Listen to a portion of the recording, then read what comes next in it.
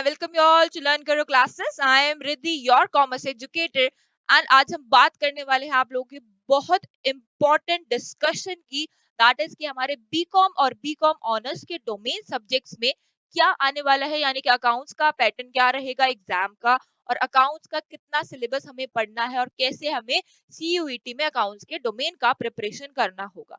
ठीक है जी, तो हम टोटल अकाउंट्स की बातें करेंगे, बाकी आपके कॉमर्स सब्जेक्ट्स के लिए भी पर्टिकुलर वीडियोस आ रही होंगी, but today we are going to discuss about accountancy. ठीक, let me introduce myself. I have done BCom honors B.Ed and I have also completed CS foundation and CS executive and also attempted IPU-CT and got good rank in that, and I have 4+ experience in teaching you all. With that, I am also a public speaking expert.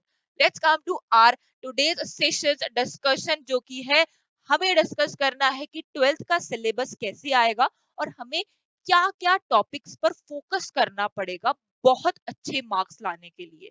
तो यहाँ पर discussion को start करने से पहले मुझे आप लोग को ये भी क्लियर करना है कि 11th को इग्नोर आप नहीं कर सकते, क्योंकि 11th से उठकर तो 12th में आओगे ना आप। अभी तो 12th में तभी आए हो जब हमने थोड़ा 11th पढ़ा है, तो इसीलिए 11th का भी कुछ पोर्शन हमें पढ़ना पड़ेगा।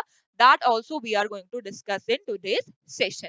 ठीक है जी, चलिए तो let's start our today's discussion, जो कि हमारा सबसे पहले स्टार्ट होगा कि पार्टनरशिप में हमें क्या पढ़ना है और पार्टनरशिप में एमसीक्यू क्वेश्चंस कहाँ से अराइज हो सकते हैं। देखो बेसिकली बात क्या है, आप लोग भी इस बात को समझ सकते हो कहीं ना कहीं कि कुछ टॉपिक्स ऐसे हैं जिसमें से एमसीक्यू नहीं बनाया जा सकता और कुछ टॉपिक्स ऐसे हैं जिसमें ऐसे एमसीक्यू बन जाता है। तो लेट्स डिस्कस अबाउट देम। तो सबसे पहले हमें क्या करना है, इंटरेस्ट ऑन लोन का क्वेश्चन आप लोग को पता है बहुत इजीली बन जाता है। ठीक है, ये बन जाएगा कि इंटरेस्ट ऑन लोन कितना चार्ज करोगे जब कुछ इन्फॉर्मेशन नहीं दिया, तो हमें बताना होगा 6%। इस टाइप के क्वेश्चन आपके पास अराइज हो जाते हैं। या फिर ये क्वेश्चन बन जाएगा कि पार्टनरशिप में डीड में प्रोवाइडेड ही नहीं है कुछ भी, तो आप इस कंडीशन में इंटरेस्ट ऑन लोन दोगे, ट्रू फॉल्स नथिंग, या फिर partially I will give the interest on loan and partially I will not give. ये इस टाइप का क्वेश्चन आपके पास अराइज हो सकता है। Next is your PNL appropriation. PNL appropriation के फॉर्मेट में जितने भी पोस्टिंग्स हम करते हैं उन सब की एडजस्टमेंट्स के क्वेश्चन, मान लो कि क्वार्टरली सैलरी वाले questions, partners commission, managers commission, यहां से बनते हैं एमसीक्यूज। ठीक, पास्ट एडजस्टमेंट आपको पता है कि चाहे वो फुल फ्लेज्ड एग्जाम जब हम देते थे तब हुआ या फिर एमसीक्यू एग्जाम्स हुए तब हुआ, पास्ट एडजस्टमेंट्स का क्वेश्चन हर कंडीशन में आपके एग्जाम्स में आया है।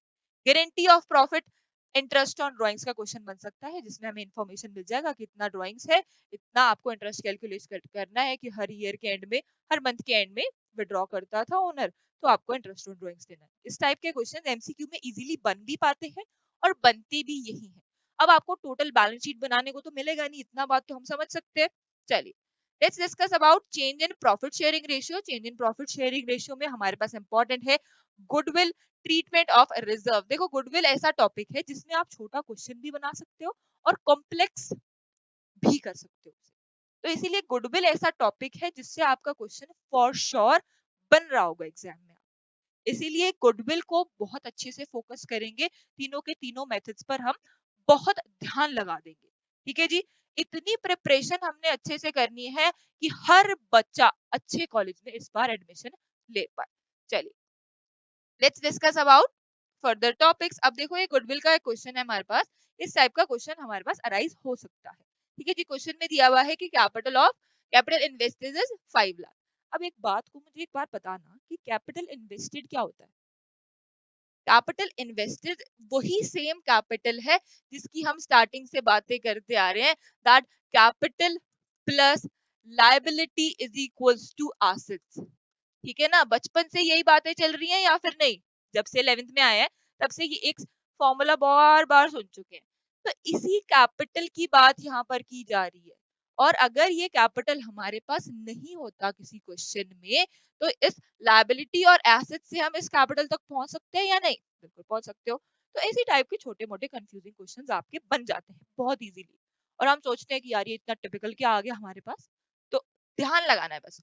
चलिए let's discuss about further part. तो यहाँ पर आप समझ पाए कैपिटल इन्वेस्टेड कितना है, नॉर्मल रेट ऑफ रिटर्न कितना है, एवरेज प्रॉफिट्स कितने हैं, और हमें कैलकुलेट करना है value of goodwill through super profit method.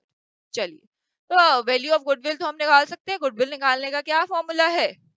Goodwill निकालने के लिए हमें चाहिए सुपर प्रॉफिट और नंबर ऑफ परचेज ईयर। ठीक है जी, मान लिया हमें ये चाहिए। तो अब सुपर प्रॉफिट चाहिए। सुपर प्रॉफिट के लिए हमें दो चीजें चाहिए होती है, एवरेज प्रॉफिट और आपका नॉर्मल प्रॉफिट। चलिए, तो सुपर प्रॉफिट जरा निकाले, एवरेज प्रॉफिट लेकर आओ और नॉर्मल प्रॉफिट को जरा ढूंढ के लाओ। तो एवरेज प्रॉफिट देखो 64,000 दिया हुआ है और बोला है कि एबनॉर्मल लॉस हो गया 4,000 का। तो एबनॉर्मल लॉस कैसे क्या करना है, ट्रीटमेंट ऐड कर दोगे, 68,000 का हमारे पास हो जाएगा एवरेज प्रॉफिट। ठीक है जी। अब नॉर्मल प्रॉफिट निकालना है, थोड़ा सा फास्ट कैलकुलेशन इतना क्वेश्चन में से हम कर पाते हैं, ठीक है ना। अब हर चीज को लिखोगे तो टाइम बहुत वेस्ट होगा। तो यहाँ पर 5 लाख है, 5 लाख का 10% करो जल्दी से, यहाँ पर 50,000 आ गया। चलिए, यहाँ पर हमें पता चला सुपर प्रॉफिट 18,000 का है। 18,000 का सुपर प्रॉफिट हमने यहाँ रखा, 4 इयर्स के लिए हमें निकालने को बोला था। 72,000 का हमारा गुडविल आ गया, which is the correct answer. समझ पाए किस टाइप के क्वेश्चन अराइज होंगे। Let's come to further part.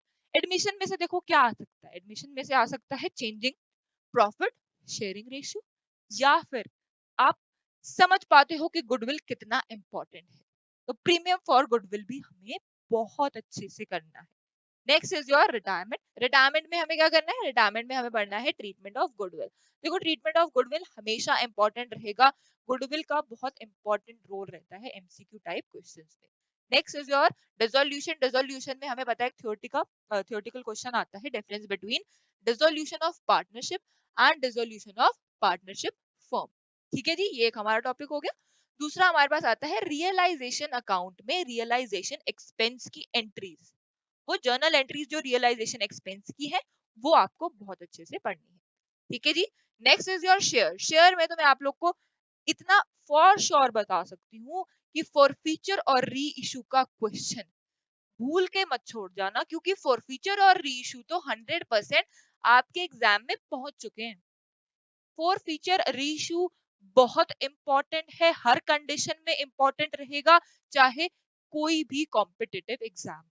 Next is your, हमें आइडेंटिफाई करना होता है कि ये कौन सी कैपिटल है, उस कैपिटल का डेफिनेशन दे दिया होता है और हमें आइडेंटिफाई करना है कि ये कौन सी कैपिटल है, नॉमिनल है, ऑथराइज है, इशूड है, या फिर issue of shares other than cash. एक टॉपिक हमारे पास आता है, जब हम शेयर्स को इशू करते हैं इन एक्सचेंज हम कैश नहीं लेते, कुछ बिल्डिंग ले लेते हैं, कुछ फर्नीचर ले लेते हैं, या फिर कुछ और एसेट ले लिया होता है हमने कंपनी के लिए, बट हमने पे शेयर्स किए होते हैं। ठीक है, वो वाला कंडीशन भी अच्छे से करना है। हेड्स एंड सब हेड्स भी बैलेंस शीट के और पी एंड एल जो हम फाइनेंशियल स्टेटमेंट्स में पढ़ते हैं, बट कंपनी का ही होता है, वो भी बहुत अच्छे से करना है। ये सारी कंपनी की चीजें जो है हमें बहुत इंपॉर्टेंट है और हमें बहुत अच्छे से करके जानी।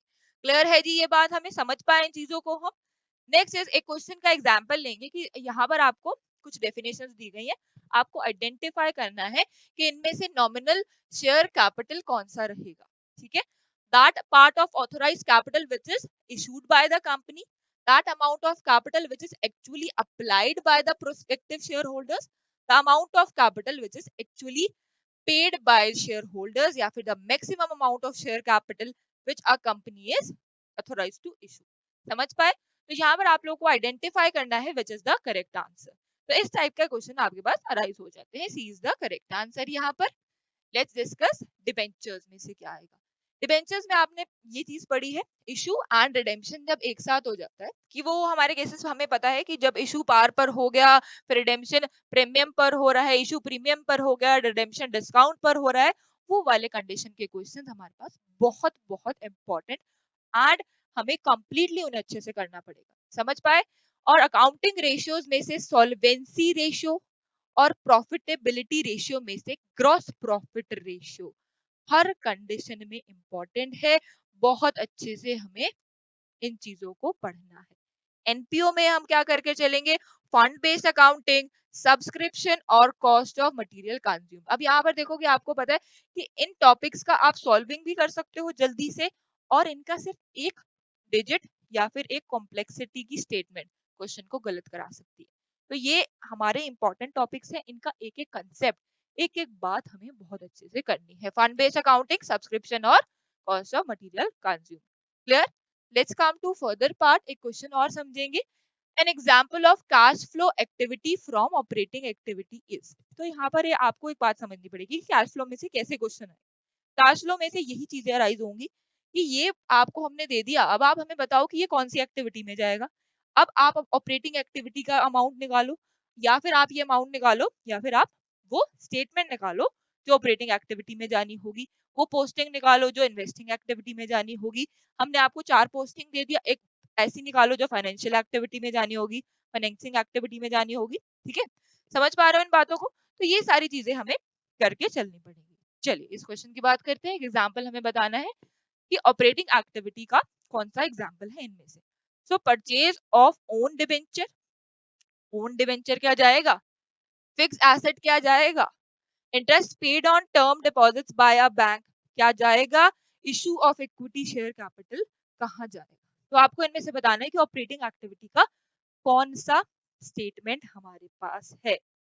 Cell of fix asset, purchase of own debenture, interest paid on term deposit, या फिर इक्विटी शेयर कैपिटल। ये देखो डायरेक्टली दिख पा रहा है इन्वेस्टिंग में जा रहा है, इंटरेस्ट पेड कहाँ जा रहा है, फॉर श्योर कहाँ जा रहा होगा, ऑपरेटिंग में। सो सी इज द करेक्ट आंसर।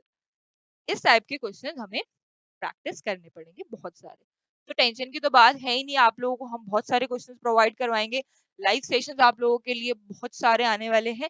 तो बस आप प्रिपेयर करने के लिए रेडी हो जाइए, अपने आप को मोटिवेट करिए कि हमें प्रिपेयर करना है, बस इस चीज में आ जाओ। उसके बाद कंटेंट तो आप लोगों के लिए बहुत वाइड है।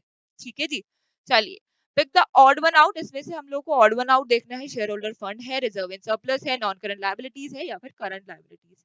तो अभी जिसकी बात हमने करी, capital plus liability is equal to asset, उसी स्टेटमेंट में से, उसी फॉर्मूला में से हम आंसर निकाल सकते हैं कि ये कैपिटल प्लस लायबिलिटीज है, सिर्फ एक रिजर्व एंड सरप्लस आउट है। जिस बच्चे को फर्दर कॉम्प्लेक्सिटी वाले क्वेश्चंस नहीं भी आते थे ना, वो भी रिजर्व एंड सरप्लस को बाहर कर सकता है, क्योंकि हम समझ पा रहे हैं this is the capital and ये हमारी लायबिलिटीज है। ये शॉर्ट ट्रिक है क्वेश्चन, क्योंकि हम जो छोटे कंसेप्ट से भी इस कंफ्यूजिंग क्वेश्चन को समझ पाए। रिजर्व एंड सरप्लस तो एक्यूमुलेटेड प्रॉफिट है, उसको तो अलग करना ही पड़ेगा ना। चलिए next is your class 11th का हमें क्या क्या पढ़ना है। तो 11th का एक बात बहुत क्लियरली समझ लेना कि कंसेप्ट और अजम्पशंस इतने इंपॉर्टेंट है ना, इसकी कोई लिमिट नहीं। तो कंसेप्ट और अजम्पशंस में से क्वेश्चन आ रहे होंगे, तो इनको बहुत अच्छे से पढ़ेंगे। तो कॉन्सेप्ट और अजम्पशंस को हमें बहुत क्लियर होकर जाना है एंड बहुत अच्छे से करके जाना है। ठीक है जी, नेक्स्ट इज योर एंट्रीज। अब एंट्रीज कौन सी इंपॉर्टेंट होती है, देखो एंट्रीज जीएसटी की इंपॉर्टेंट रहेंगी, क्योंकि जीएसटी आप लोगों को पता है कि कुछ ऐसा है जो काफी बच्चों को नहीं पता होगा। तो जीएसटी और डीमोनेटाइजेशन के आपके इको में से क्वेश्चन निकल पाते हैं। तो ये चीजें हमें अब अच्छे से करनी पड़ेगी। तब तो हमने इग्नोर कर दिया जब हमारे पास करना था, जब हमें एग्जाम्स देने थे 11th 12th के, तब हमने इग्नोर कर दिया। बट जीएसटी और डिमोनेटाइजेशन अब पढ़ना पड़ेगा। नेक्स्ट इज योर एंट्रीज, जैसे चैरिटी का एंट्री हो गया, एडवर्टीजमेंट सैंपल्स का एंट्री हो गया, और बैड डेब्ट्स का एंट्री हो गया। देखो एग्जामिनर भी इस बात को समझता है कि बैड डेब्ट्स देखते ही आप लोग भाग जाते हो, बैड डेब्ट्स देखते ही 90% ऑफ बच्चा डर जाता है कि ये तो गलती हो गया मेरा। बैड डेब्ट्स की एंट्रीज, बैड डेब्ट्स की एडजस्टमेंट बहुत अच्छे से करनी। ठीक, next is your full settlement वाले क्वेश्चन की फुल सेटलमेंट पे इतनी पेमेंट हुई तो उसकी एंट्री क्या बनेगी। Let's come to further part. Depreciation में हम प्रोविजन और रिजर्व्स को बहुत बहुत अच्छे से करेंगे। बिल्स ऑफ एक्सचेंज की एंट्रीज, ट्रेजरी बिल का मतलब, प्रोमिसरी नोट का मतलब, अगर बिल एंडोस हुआ तो क्या एंट्री बनेगी, बिल डिसऑनर हुआ तो क्या एंट्री बनेगी, नोटिंग चार्जेस पे करने पड़े तो क्या एंट्री बनेगी, ग्रेस डेज निकालने को आ सकती है। तो ये सारी इंपॉर्टेंट चीजें हमें बीओई में से करनी है। रेक्टिफिकेशन ऑफ एरर्स में से 100% एक एंट्री आप लोगों के एग्जाम में आ रही होगी। दैट इज कि एरर बिफोर ट्रायल बैलेंस भी आ सकता है, क्योंकि वो मुझे ज्यादा इंपॉर्टेंट ऐसा लगता है कि बहुत ज्यादा इंपॉर्टेंट है। तो यहाँ से आपकी एक रेक्टिफिकेशन ऑफ एरर को आपको एंट्री बना के देना ही पड़ेगा। Next is financial statement. Financial statement में से हमें पढ़ना है कि जैसे हमें कोई पोस्टिंग दे दी कि ये पोस्टिंग कहाँ पर होगी, मान लो सैलरी है, कभी दे दिया कि वेजेस कहाँ पोस्ट करोगे, या फिर सैलरी एंड वेजेस आप कैसे पोस्ट करोगे, ट्रेडिंग में पोस्ट करोगे, पीएनएल में करोगे, या बैलेंस शीट में ले जाओगे। तो इस टाइप के क्वेश्चंस आपके अराइज हो सकते हैं। और फाइनेंशियल स्टेटमेंट्स की जो एडजस्टमेंट्स है मैम, कौन सी, आउटस्टैंडिंग एक्सपेंस की, प्रोविजन फॉर डाउटफुल डेट्स की, मैनेजर कमीशन की, ये बहुत इंपॉर्टेंट है। एंड हमें ये बहुत बहुत अच्छे से करके जानी है। क्लियर हो पाई हमें ये बातें? अब समझ रहे हैं कि हमारा सिलेबस कैसे रहने वाला है और हमें कैसे बहुत बहुत अच्छे से प्रिपरेशन करना है। ठीक है ना? इन बातों को हम क्लियर हो पाए, समझ पाए? चलिए, तो अब मुझे लगता है कि जो हमारे बीकॉम और बीकॉम ऑनर्स वाले बच्चे हैं उनको थोड़ी क्लैरिटी मिली होगी कि हमें कैसे प्रिपेयर करना है, हमारे एग्जाम में किस टाइप के क्वेश्चंस अराइज हो रहे होंगे। ठीक है ना? चलिए, तो लर्न करो ऐप आप सभी डाउनलोड कर सकते हो for the notes of your CUET and for the more help and for your paid and free batches for sure। ठीक है जी। और ऑल्सो टेलीग्राम ग्रुप भी आप सभी ज्वाइन कर सकते हो क्योंकि वहां पर आपको एक तो सारी अपडेट सबसे पहले मिल जाती है। जिस भी टाइम अपडेट आता है वहां पर पीडीएफ सबसे पहले अपलोड हो जाता है और इस टाइम पे आपको अपडेटेड रहना है क्योंकि आपको भी जल्दी है, आपको भी ये है कि हमें जल्दी से पता चले कि डीयू क्या मांग रहा है अपने डोमेन्स में, क्या चीजें, क्या अपडेट आ रही है। तो इस इंफॉर्मेशन के लिए आप सब एक्साइटेड हैं, तो इसीलिए टेलीग्राम ग्रुप को ज्वाइन करो ताकि आपको वहां पर सारा डिटेल मिल पाए और फर्दर क्वेरीज और अपने प्रॉब्लम्स के लिए आप इस वाले नंबर पर कांटेक्ट कर सकते हो, व्हाट्सएप और कॉल कुछ भी कर सकते हो। ठीक है जी। तो आज का सेशन एंड होता है यहाँ पर एंड मुझे लगता है कि आप जो बीकॉम वाले बच्चे थे, बीकॉम ऑनर्स वाले बच्चे थे, कहीं पर कंफ्यूज थे, तो क्लैरिटी आप लोगों को मिल पाई होगी। That was all for today's session and I will meet you in the next lecture with next important topic.